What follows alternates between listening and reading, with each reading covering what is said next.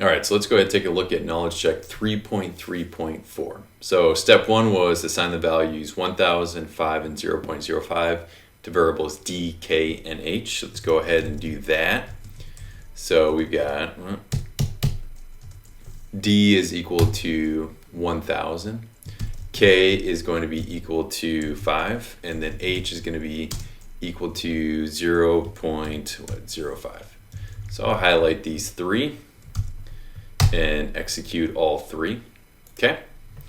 So step two is let's compute 2 times d times k. And we can do that within R, just with 2 asterisks, which is times d times k. And if we evaluate that, we see that the result is 10,000.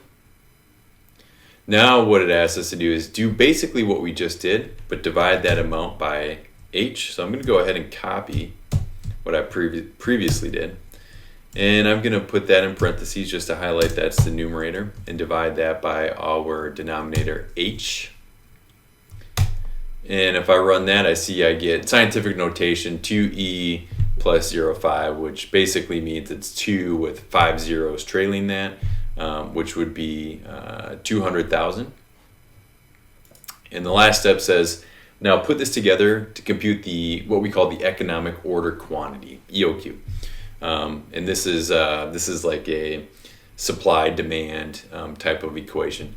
And EOQ is equal to the square root of 2 times d times k divided by h. So basically what we just did here, and then we square root that result, right? And so it asks us to do that and then save the output as cubed. So I'm going to go ahead and copy this again. And within R, to do the square root, we use the sqrt function.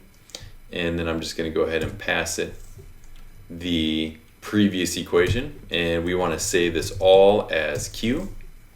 I'm going to go ahead and run that. And now if I were to just go ahead and evaluate what that result is, we see it's 447 and a bunch of decimals.